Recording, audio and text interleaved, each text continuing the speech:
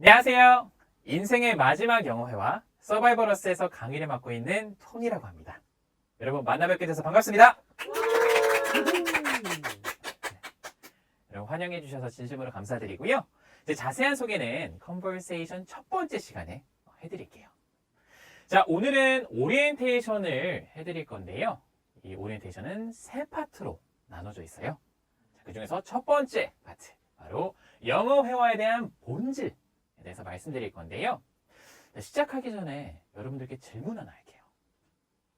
여러분들은 영어를 잘하기 위해서 이 자리에 와 계시죠? 네. 자, 그런데 왜 10년 이상을 공부했는데 영어는, 특히 영어 회화는 여전히 두렵고 어려울까요? 자, 그 이유를 물어볼게요. 자, 문법 위주로 배워서 그런 걸까요? 아니면 단어를 많이 몰라서? 아니면 우리말과 어순이 달라서 그런가요? 그리고 듣기 훈련이 되지 않아서? 아니 혹시 발음에 자신이 없어서 그러세요? 아니면 많이 사용해보지 않아서? 아니면 혹시 틀리게 말할까봐 두려워서 그러세요? 네. 자, 여러분 어떠세요? 다 맞는 것 같은데. 다 맞아요? 자, 사실 여기 있는 얘기가 다 맞는 얘기예요.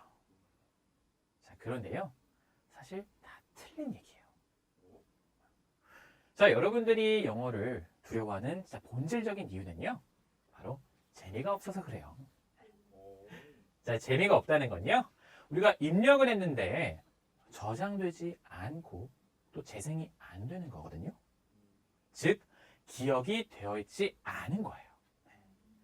자, 제가 기억에 대해서 조금 더 말씀드리면요, 기억은 입력, 저장, 재생의 과정이고요.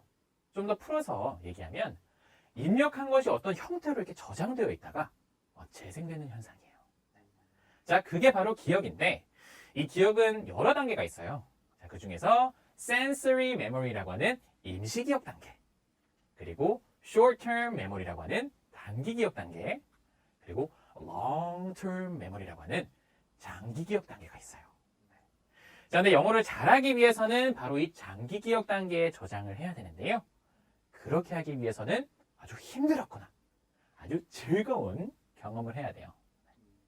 근데 많은 사람들이 이렇게 얘기해요. 이 영어는 아주 힘들고 어렵게 배워야 한다.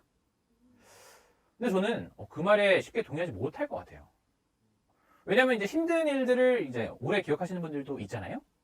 근데 인간은 이 본질적으로 힘들고 어려운 일을 빨리 잊고 싶어 하는 속성이 있죠. 그래서 영어도 우리가 아주 즐겁게 배우는 게 좋겠죠? 네. 제가 한 가지 사례를 말씀드릴게요.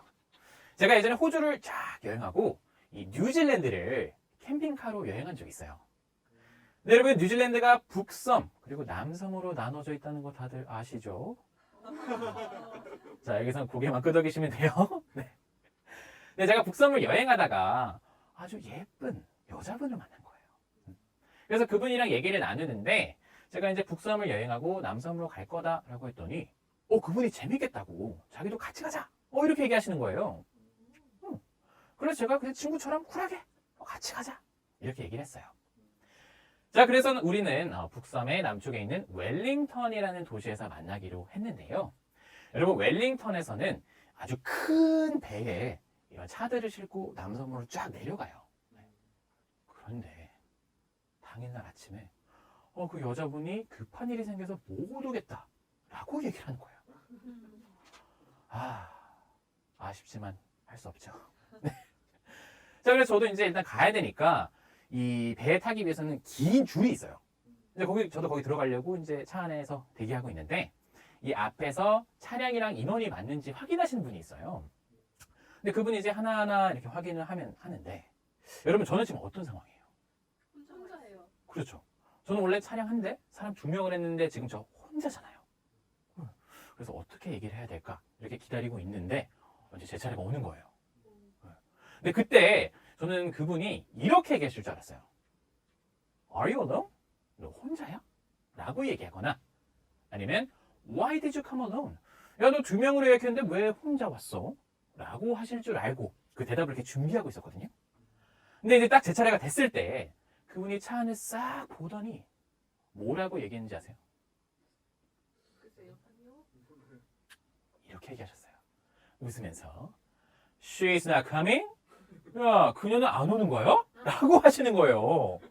너무 되게 당황스럽잖아요. 네. 그리고 제가 I'm sorry. 나 미안해요. 라고 얘기했어요.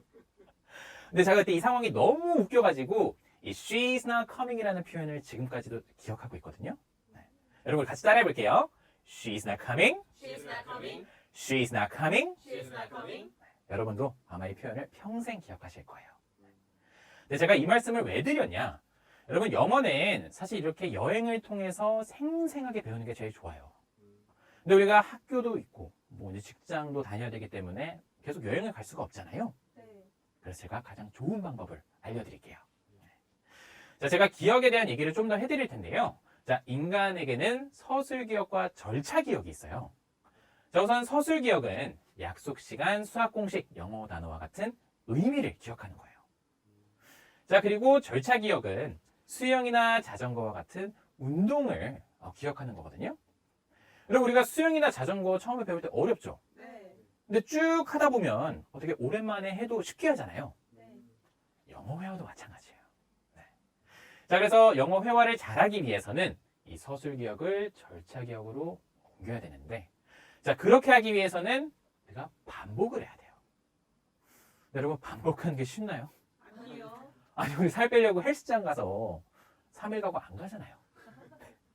자, 그래서 필요한 게 바로 절실함이에요. 뭐 예를 들어서 내가 살을 5kg를 빼면 이번 영화의 주인공으로 캐스팅이 된다든지, 아니면 SAT 몇 점 이상 받으면 하버드를 갈 수 있다든지, 이런 절실함이 필요한데 사실 절실함 가지고도 부족해요. 자, 제일 좋은 방법은 바로 흥미와 재미를 갖는 거예요. 자, 우리가 흥미와 재미를 통해서 행복하게 해야 우리가 영어 회화를 잘할 수가 있거든요.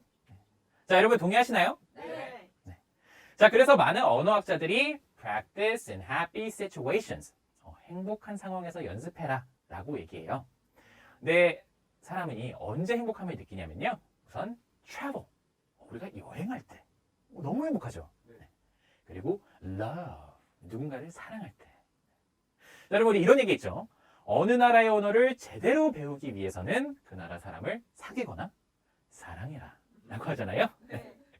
자, 그리고 내가 아주 재미있는 영화를 볼 때, 그리고 내가 아주 아름다운 뮤직, 음악을 들을 때, 그리고 액티비티, 내가 해보지 못했던 액티비티를 할 때, 그리고 스토리, 내가 누군가에게서 정말 감동적인 이야기를 들었을 때 사람은 행복함을 느껴요.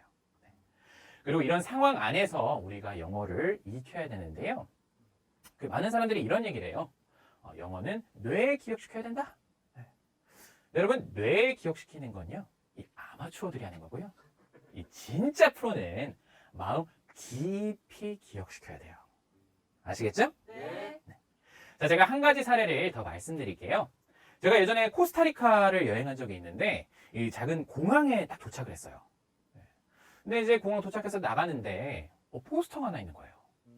자, 여기에는 흑인 남자와 백인 여자가 정말 아름답게 키스를 하고 있고, 아래에 Love has no frontier, 사랑에는 국경이 없습니다 라고 쓰여 있는 거예요. 너무 멋지지 않아요? 했어요. 네. 자, 그래서 제가 따뜻한 마음을 가지고 이제 쭉 가다 보니까 또 다른 포스터가 있는 거예요. 근데 여기에는 But you need a passport 라고 되어 있는데, 자, 여러분 이게 무슨 말이에요? 자, 사랑에는 국경이 없습니다. 하지만 여권은 필요합니다. 이런 말이잖아요. 그래서 제가 너무 웃겨가지고 진짜 재밌다 생각을 하면서 또 가다 보니까 포스터가 하나 더 있는데 여기에는 Get ready for your hand. 자, 여러분 get ready for는 뭐뭐를 준비하세요 라는 표현이에요. 그래서 당신의 손을 준비하세요. 즉 여권을 준비하세요 라는 말이거든요. 근데 우리가 보통 뭐뭐를 준비하세요 라고 했을 때 뭐 prepare 혹은 be prepared 라는 표현이 떠오르잖아요. 네. 근데 실제로 원어민들은 이 get ready for 라는 표현을 진짜 많이 쓰거든요. 네. 그래서 우리 잠깐 살펴보면, 자, 따라해볼게요. Get ready for. Get ready for. Get ready for. Get ready for. 그래서 get ready for your hand라고 하면 당신의 손을 준비하세요 라는 표현이고요. Get ready for money 라고 하면 돈을 준비하세요 하는 말이고 get ready for some coffee. 자, 커피를 좀 준비하세요. get ready for your passport. 당신의 여권을 준비하세요. 라고 이렇게 다양하게 쓸 수 있는 표현이에요. 자, 그래서 영어는 이렇게 여행을 통해서 생생하게 익히는 게 베스트거든요. 네. 그래서 탄생한 브랜드가 바로 Survival Us예요. 여러분, Survival Us는요, Survival United States of America. 자, 미국에서의 생존이라는 의미를 가지고 있고요. 근데 우리 혼자 생존하기 어렵잖아요. 네. 그래서 Survival with us. 우리 함께 생존하자라는 의미를 가지고 있거든요. 자, 근데 사운드로 하면 어떻게 하냐? 여러분, 저를 따라해 주세요. 네. Survival us. Survival us. 그렇게 하시면 돼요. 네. 자, 그래서 Survival us는요, 5개의 카테고리에 총 500강좌로 구성이 되어 있고요. 자세한 내용은 제가 오리엔테이션 2번째 시간에 말씀드릴게요. 아시겠죠? 네. 자, 그럼 저는 다음 시간에 뵙도록 하겠습니다. 여러분, 감사합니다.